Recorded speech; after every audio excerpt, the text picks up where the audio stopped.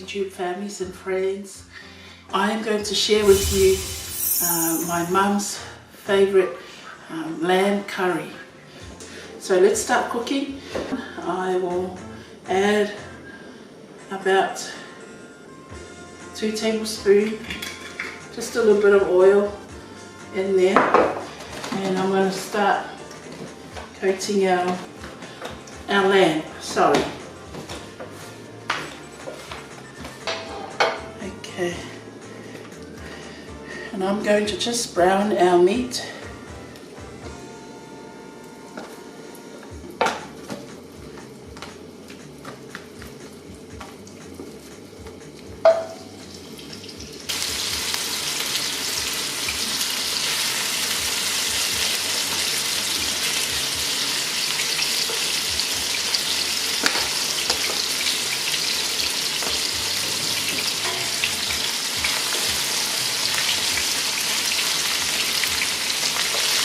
Sorry guys, I've also forgot to add our coconut cream.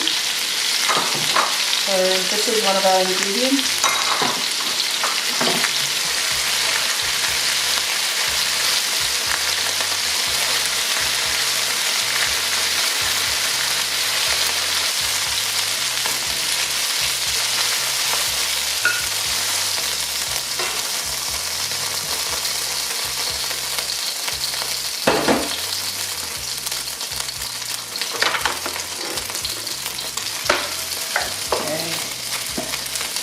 Have one more lot of meat to brown.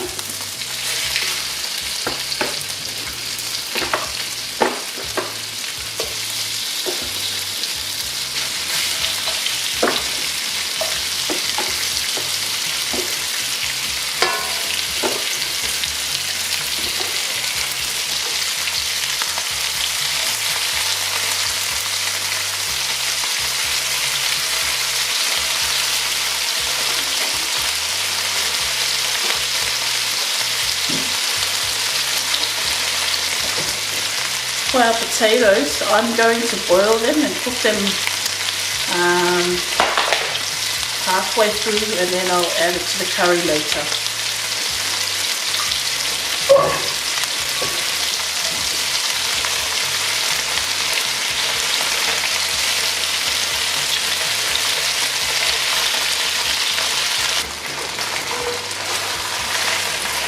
Okay, so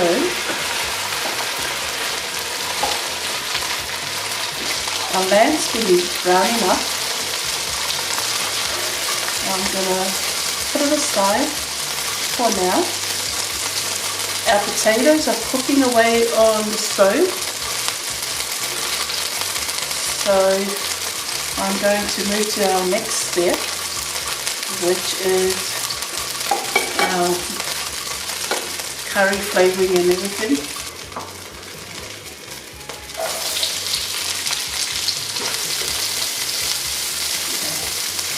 Brown out cumins away.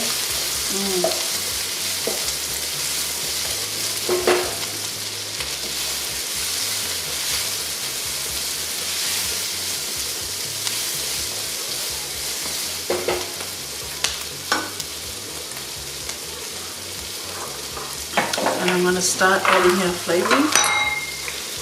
So in goes our ginger. Our minced ginger, and then our garlic,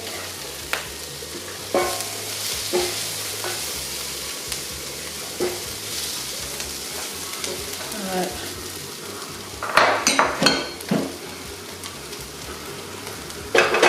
add the rest of our garlic. I'm going to add our chillies.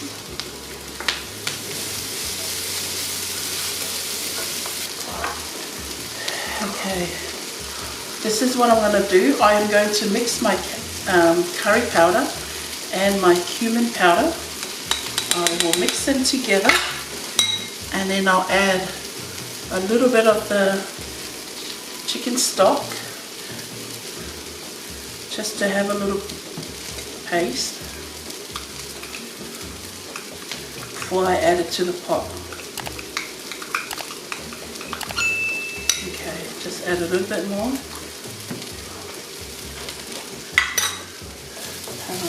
now I'm going to add our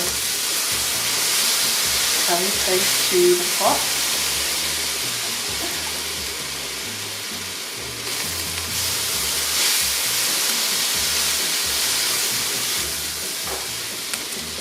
The reason why I added the liquid stock to make a little paste, because I don't want the curry powder to burn quickly while I'm cooking it. So now it smells really good. I am now going to add my meat back to the pot, and I'm going to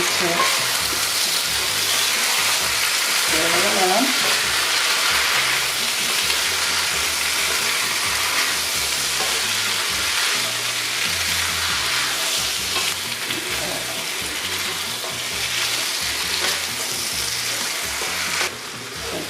Stir that for a few minutes, and then I'm going to add our chicken stock,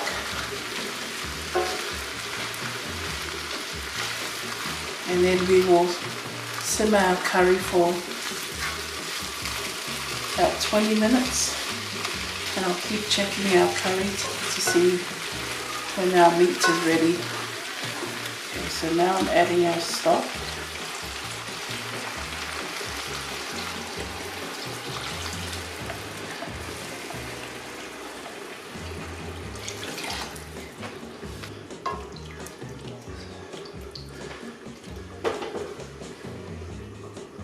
Smells amazing, everyone. That mixture of the curry, that mixture of the curry powder and cumin powder smells really nice. So that's the powder I'm using. So I'll put the lid back on, and then I'll have that simmer for 20 minutes, and I shall be back with the rest of the cooking process. Hope you're all doing well, keeping safe wherever you are in the world. Okay, so everyone, our curry's been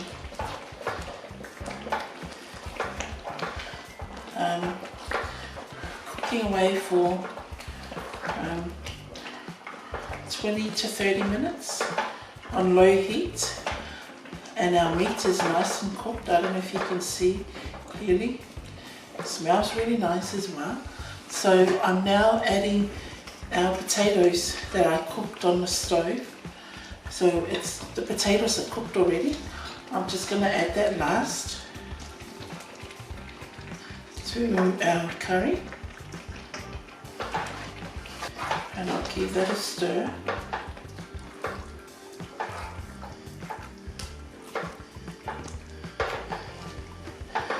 Let the potatoes boil away for a little bit. Like I said, it's cooked already, so I don't need to cook the potatoes longer. Then the last ingredient will be our coconut cream.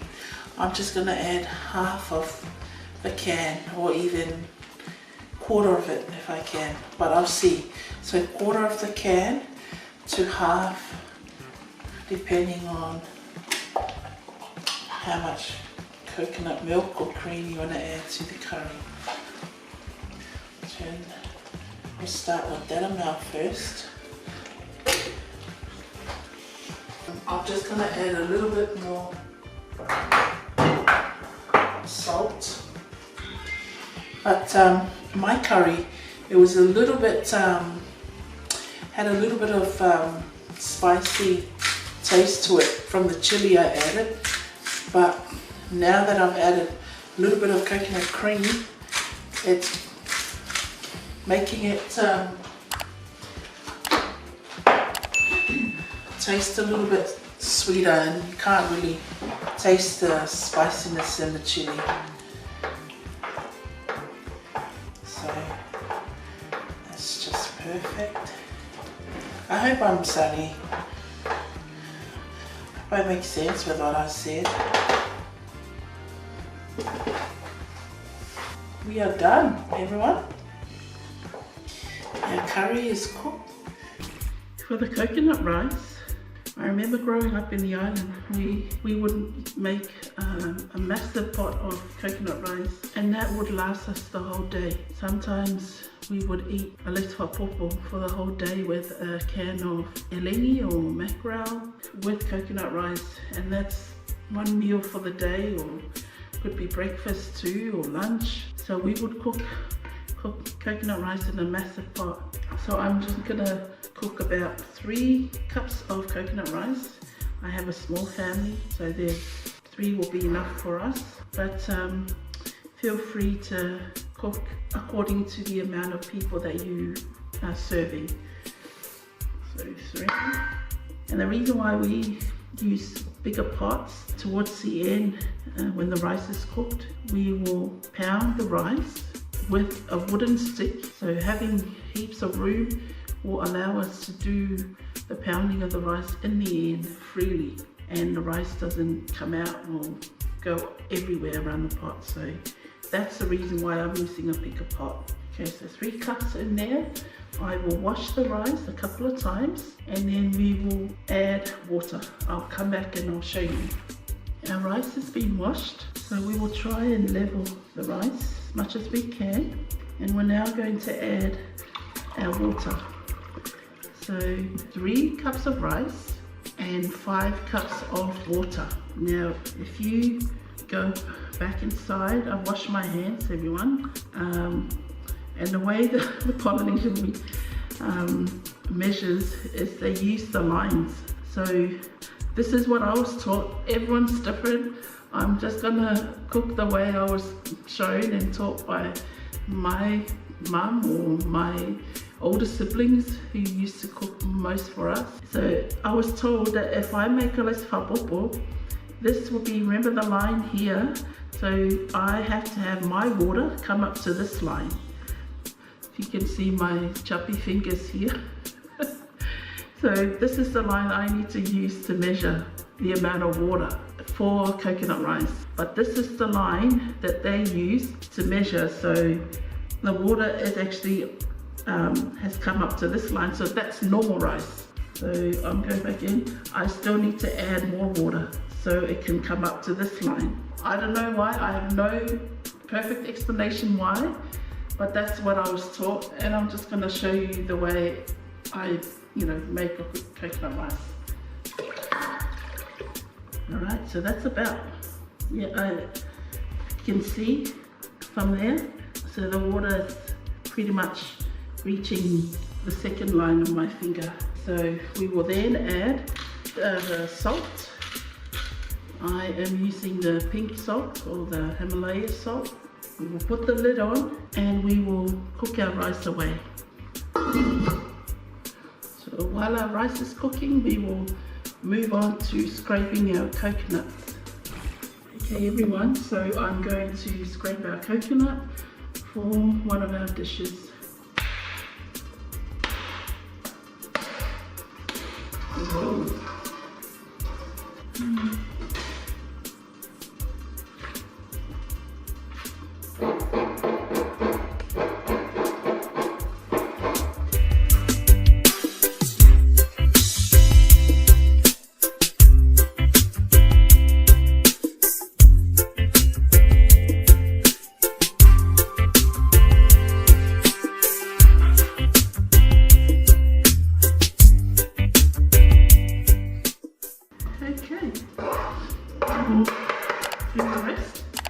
And then I'll continue on from there to our next stage of the recipe. Our coconut rice, you can see it's boiling now, and it's about to absorb most of the water. So at this stage, I'm going to turn our oven very low, and we will let it cook for probably 5-10 minutes until the water is fully absorbed. So that's what it looks like inside, and we'll put our oven on low. This is our coconut rice. If you can see, the water's been absorbed and the rice is a little bit soft. So that's what it should be. It's not the normal rice where it comes out hard, a little bit harder, but if you can see, it's a bit softer because we've added more water. We will go with our wooden spoon or the stick that we normally do in the islands or in Samoa, and then just make holes inside the rice. Okay, so about 3 or 4 holes, and those holes we will add the coconut cream.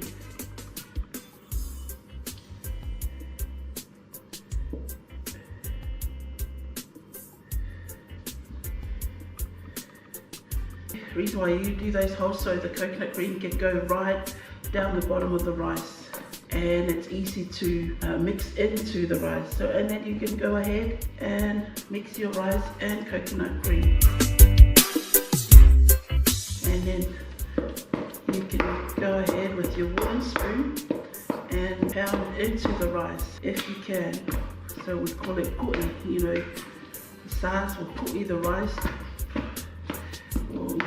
You pound the rice as much as you can with your wooden spoon.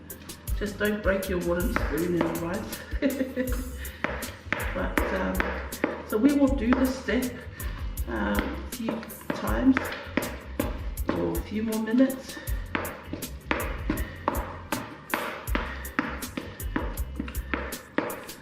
But the purpose of doing that is for the coconut cream to fully mix into the rice. Okay, add more coconut cream.